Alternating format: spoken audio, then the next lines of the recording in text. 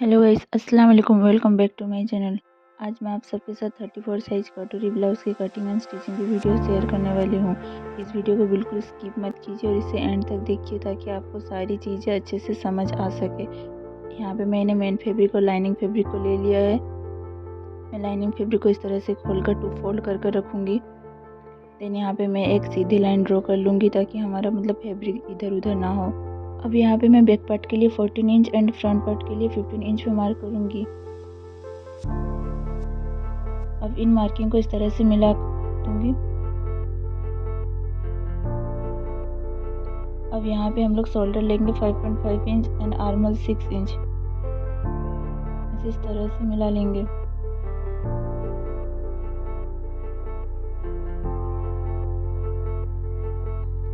ये है हमारा बैक पार्ट और ये है हमारा फ्रंट पार्ट। अब यहाँ पे आर्म होल 1 इंच पे रखूँगी। इस तरह से मार्किंग कर लूँगी। चेस्ट यहाँ पे मैंने 9 इंच मार्क किया और 1.5 इंच मार्जिन के लिए लिया है। कमर के लिए मैंने यहाँ पे 8 इंच एंड 1.5 इंच मार्जिन के लिए लिया है। अब इस निशान को इस तरह से मिला देंगे।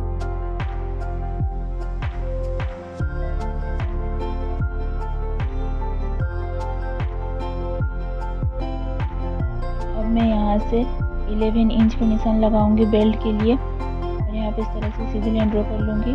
अब यहाँ पे मैंने नेक 2.5 इंच और इसकी डिप 6 इंच ली है।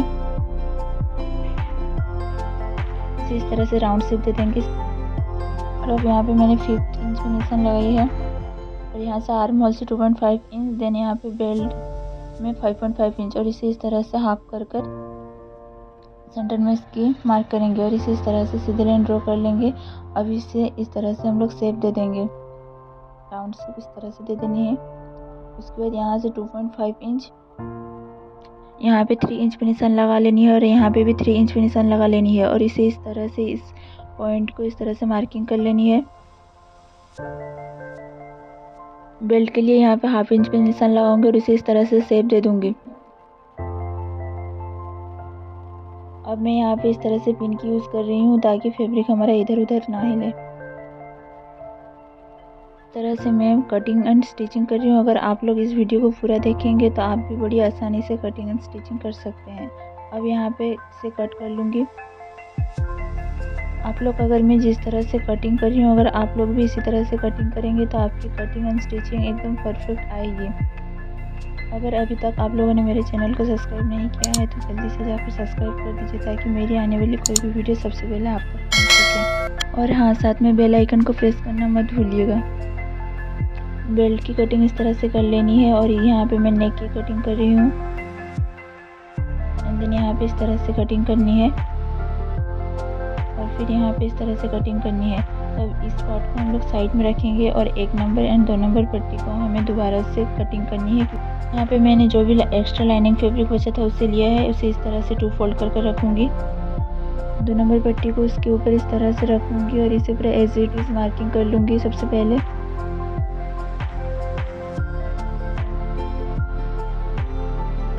अभी आप बिल्कुल ध्यान से देखिए, हमें यहाँ पे हाफ इंच पे मार्किंग करनी है और यहाँ पे भी हाफ इंच, यहाँ पे 1 इंच, यहाँ पे 1 इंच एंड नीचे भी 1 इंच पे मार्किंग करनी है और हमें इस निशान को इस तरह से मिला लेनी है।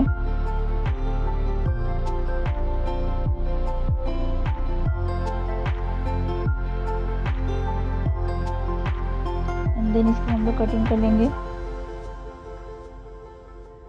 और यहाँ पे क्या करूँगी ना, इसे इस तरह से नाप लेंगे। यहाँ पे हमारा 8 इंच है। दोबारा से हम लोग लाइनिंग फैब्रिक को इस तरह से 2 फोल्ड कर रखेंगे और यहाँ पे 8 इंच में मार्किंग करूँगी। इसे इस तरह से सीधे लाइन ड्रॉ कर लेनी है। यहाँ पे 4 इंच एंड देन यहाँ पे 4 इंच में मार्किंग करके इस तरह से एंड इसकी हाफ 4 इंच पे हमें मार्किंग करनी है। इस तरह से हमें एक बॉक्स बनानी है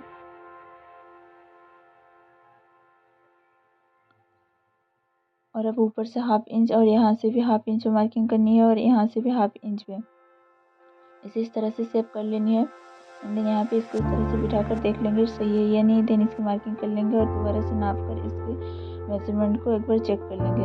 अब देन इसकी कटिंग कर लेनी है।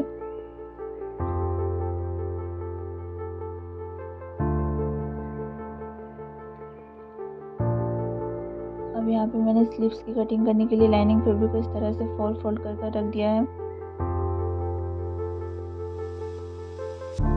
यहाँ पे स्लीव्स की लेंथ 6.5 इंच है और मैंने यहाँ पे हाफ इंच एक्स्ट्रा रखा है, तो 7 इंच में इस तरह से मैं मार्किंग करूँगी।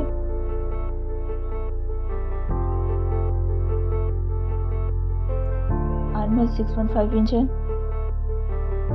एंड देन 1.5 इंच मार्जिन के लिए।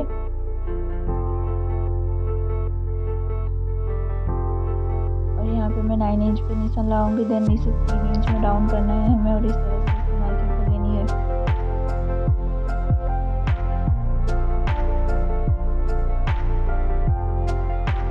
इसे भी हम लोग पिन अप कर लेंगे।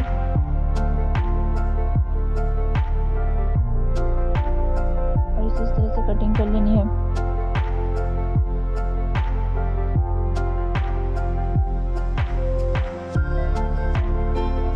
यहाँ पे हमारी लाइनिंग की कटिंग हो चुकी है। फिर यहाँ पे मैंने मेन फैब्रिक को इस तरह से बिछा कर रखा है और इसके ऊपर लाइनिंग फैब्रिक को इस तरह से रखकर इसे एडजस्ट कर लेनी है। देखिए बिल्कुल इस तरह से रखेंगे तो हमारी फैब्रिक ज़्यादा वेस्ट भी नहीं होगी।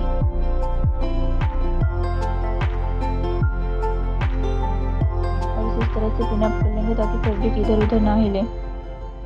फिर हमारा फ्रंट का जो भी पार्ट था उसे इस तरह से बिठा लेनी है।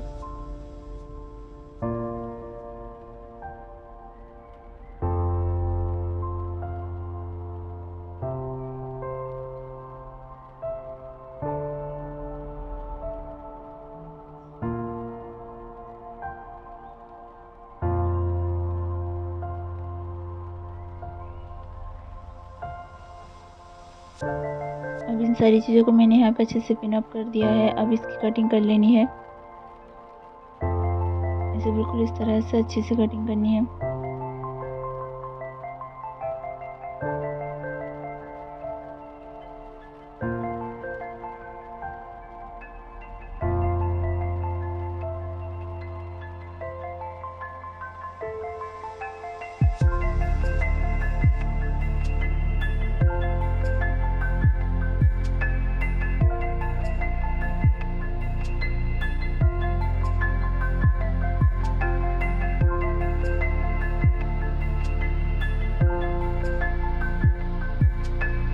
अब इस सब सारी चीज़ों को हम लोग साइड में कर लेंगे। देन अब यहाँ पे मैं स्लीव्स की कटिंग करूँगी।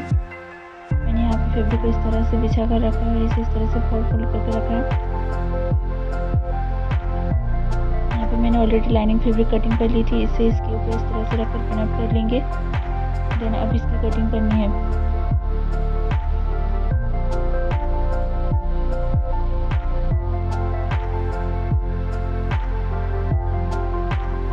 सिलाई करेंगे। मैंने यहाँ पे इसके सारे पार्ट को इस तरह से सिलाई कर ली है कि इधर उधर ना हिले और हमें सिलाई करने में आसानी हो सके। अगर मैं आप लोगों को इस सिलाई का वीडियो दिखाती तो वीडियो बहुत लॉन्ग हो जाता है, इसलिए मैंने इसे स्किप कर दिया है। अब मैं यहाँ पे इसकी बैक नेक की मार्किंग करूँगी। मैंने यहाँ पे नेक 2.5 इंच और इसकी डीप 9 इंच रखी है। इस तरह से मार्किंग करनी है।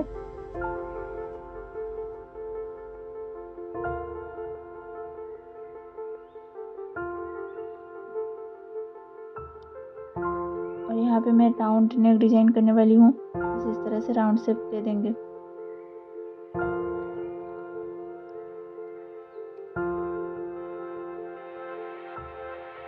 अब इसकी कटिंग कर लेनी है।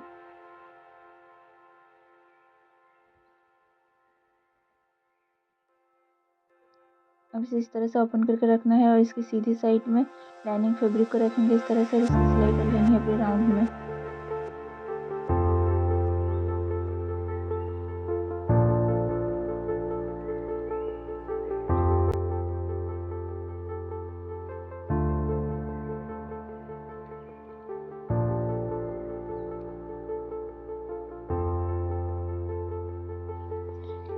इस तरह से बिल्कुल अच्छे से रखेंगे और यहाँ पे पिन अप कर लेंगे और इसके नीचे भी हमें सिलाई लगा लेनी है।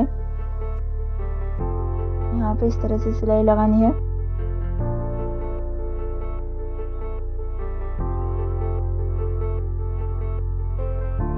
अब यहाँ पे नेक पे छोटे छोटे कट्स लगाऊंगी। और इसे इस तरह से पलट दूंगी। और अभी हमें नेक पे यहाँ पे सिलाई नहीं करनी है, अभी हम लोग यहाँ पे नीचे सिलाई करनी है। और इसके बाद इसे इस तरह से फोल्ड कर इसे दोबारा से फोल्ड कर इस तरह से निशान लगा लूँगी। और हाफ इंच पे हमें इस तरह से सिलाई कर लेनी है।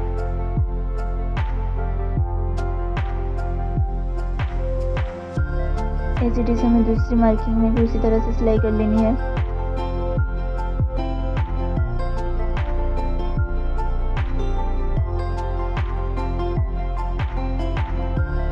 हमारी बैक पार्ट की स्टिचिंग कंप्लीट हो चुकी है। अभी मैं नेक की स्टिचिंग नहीं करूँगी। सबसे पहले मैं यहाँ पे फ्रंट को अटैच करूँगी, देन उसके बाद सिलाई करूँगी ताकि सिलाई हमारी बहुत अच्छे से फिनिशिंग के साथ आ सके। यहाँ पे मैंने फ्रंट पार्ट की सारी चीज़ें ले ली हैं और ये है हमारी 1 नंबर पट्टी और ये है 2 नंबर पट्टी।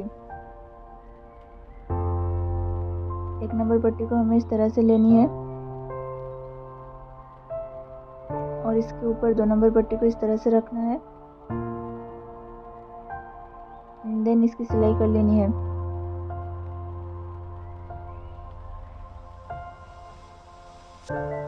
1 नंबर पट्टी को इस तरह से 2 फोल्ड कर रखूंगी और इसके सेंटर में हाफ इंच में इस तरह से सिलाई कर लेनी है। देन दोबारा से इस तरह से और एक मार्किंग करनी है और उसके ऊपर सिलाई कर लेनी है।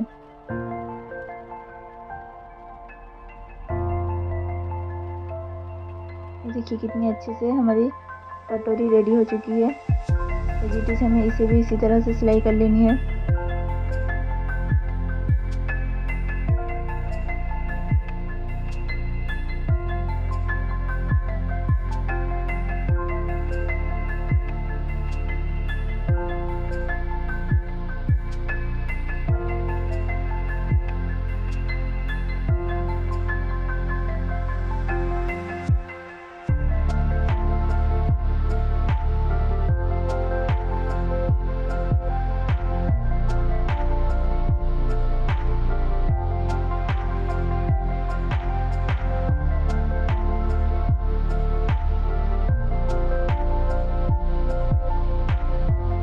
देखिए हमारी दूसरी कटोरी भी एकदम फिनिशिंग के साथ रेडी हो चुकी है।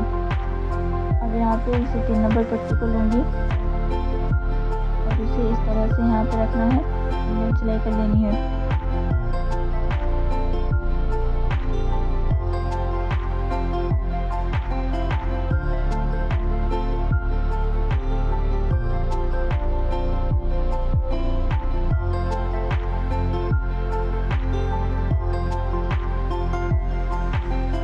इसी तरह से दूसरे साइड में भी इसी तरह से अटैच कर लेनी है।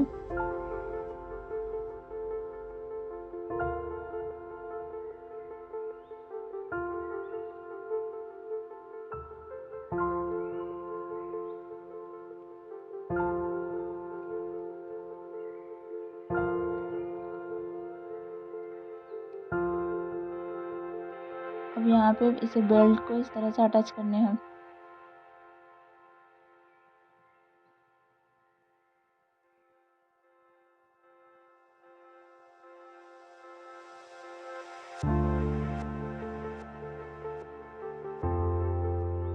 और उसे इस तरह से पलट कर रख लेनी है और उसके ऊपर और एक चाप सिलाई लगा लेनी है। देन उसके नीचे में और एक सिलाई लगा लेनी है। ये देखिए इस तरह से। उसी तरह हमें दूसरी साइड भी सिलाई कर लेनी है।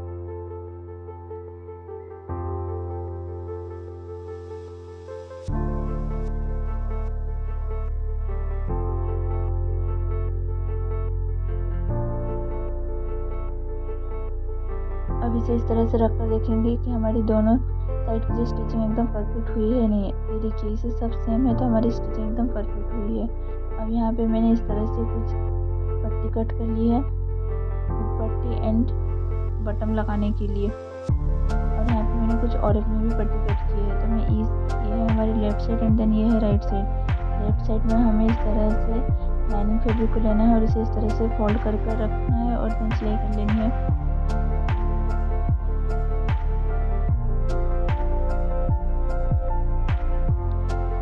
यहाँ पे इस तरह से छोटी छोटी प्लेट्स लगा लेनी है ताकि लाइनिंग पलटने में आसानी हो सके।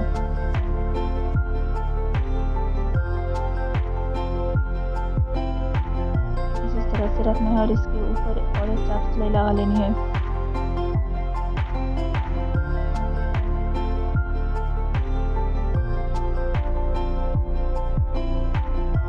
इस तरह से रख लेनी है और हमें एक फॉल्स सिलाई लगा लेनी है। इसे हम लोग बाद में निकाल देंगे तुरपाई करने के बाद।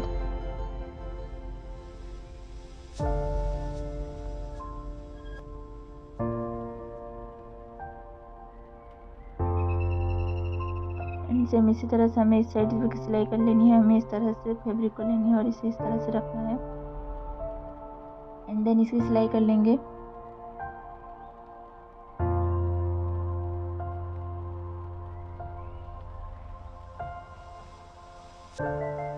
इस तरह से पलटना है और इसे इस तरह से फोल्ड कर कर रख कर इसके ऊपर सिलाई कर लेनी है।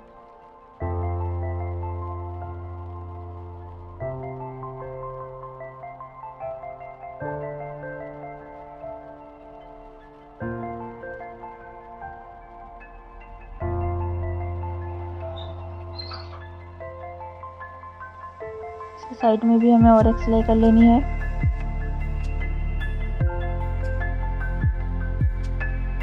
देखिए कितनी अच्छे से हमारी हुकाई पट्टी बनकर रेडी हो चुकी है।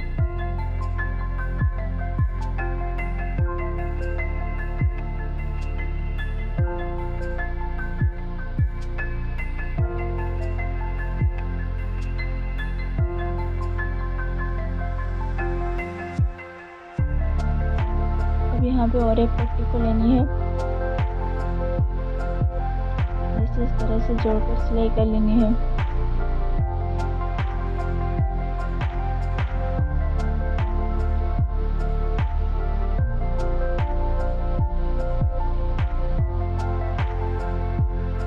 यहाँ पे इस अरे पट्टी को इस तरह से 2 फोल्ड कर कर रखूँगी और यहाँ पे इसको नेक में इस तरह से बिठाकर सिलाई कर लूँगी।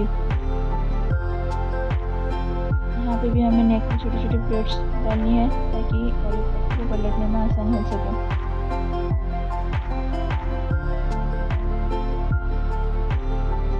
यहाँ पे जो भी एक्स्ट्रा फैब्रिक है उसे कट कर लेनी है। देन इसे इस तरह से पलटना है और इसके ऊपर चाप सिलाई लगा लेनी है।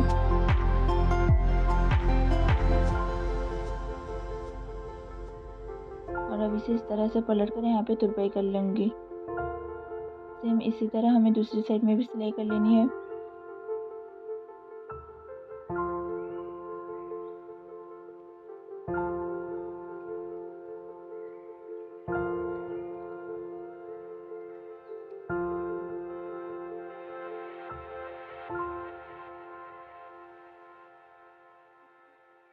इन दोनों को इस तरह से अच्छे से मिलाकर रखना है और इसे पिन अप कर लेना है। अब यहाँ पे मैं बैक पार्ट लूँगी और यहाँ पे मैंने शोल्डर, जो मैंने पहले ही आपको बताया था कि मैं इसे अटैच करने वाली हूँ, तो देखिए इस तरह से अटैच करने से हमारी जो शोल्डर की फिनिशिंग है बहुत ही अच्छी आती है। इस तरह से ओपन करके रखना है एंड फ्रंट को इसके ऊपर रखने के बाद एक सिलाई लगा लेनी है। देन इसकी जो लाइनिंग फैब्रिक हो इसे इसके ऊपर रखना है इस तरह से और उसके ऊपर और एक सिलाई लगा लेनी है।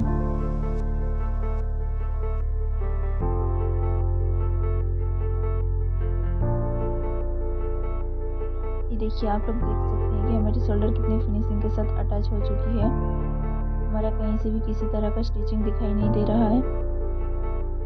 सेम इसी तरह हमें दूसरी साइड में भी सिलाई कर लेनी है।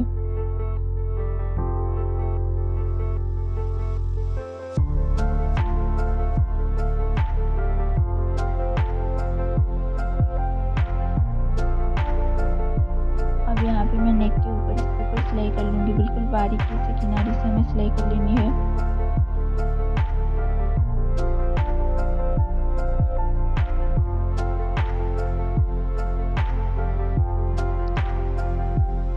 ये देखिए हमारी नेक डिजाइन कितनी अच्छे से रेडी हो चुकी है। अब यहाँ पे दोनों साइड को मैंने इस तरह से रखकर पिन अप कर दिया और यहाँ पे 1.5 इंच की जो हम लोग ने मार्जिन दिए थे उसको इस तरह से निशान लगाएंगे और इसके साइड में इस तरह से सिलाई कर लेनी है।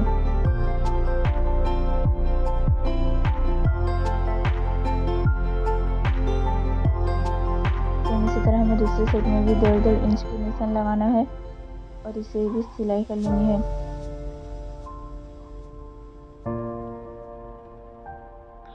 अब यहाँ पे जो भी एक्स्ट्रा फैब्रिक है उसे कट कर लेना है।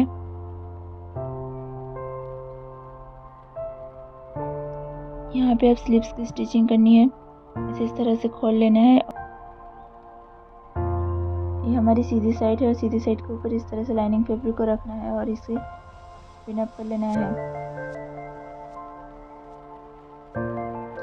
और यहाँ से हमें सिलाई कर लेनी है।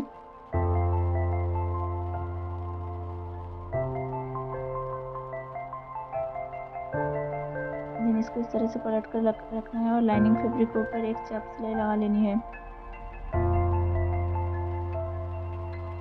उसके बाद हमें इस तरह से रखने के बाद इसे अच्छे से आयरन करने के बाद साइड में सिलाई लगा लेनी है।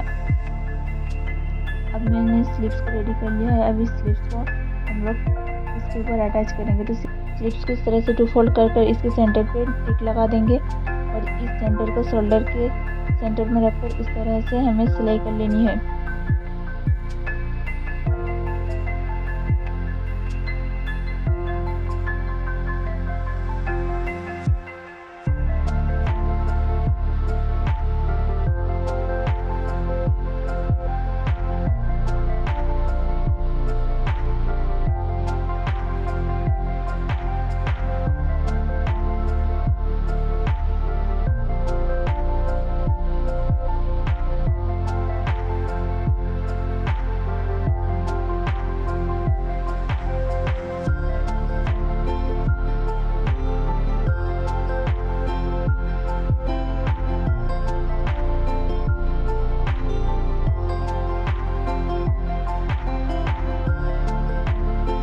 दूसरे साइड में भी इसी तरह से स्लीव्स को अटैच कर लेनी है।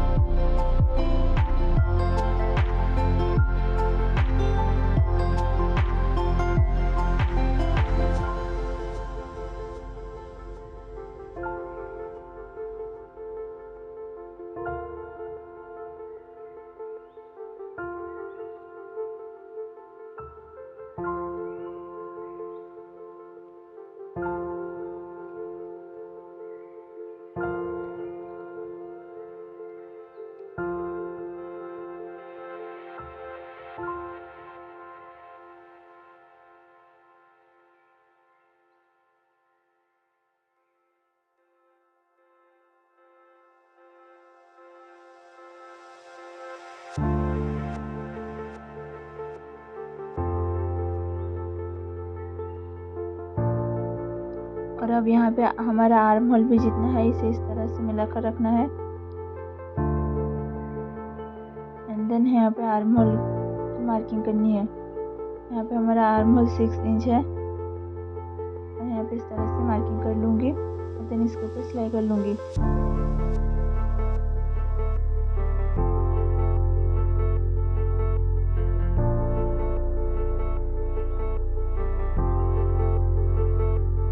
दूसरी साइड भी हमें इस तरह से आर्म होल की मार्किंग कर लेनी है और उसकी भी सिलाई कर लेनी है।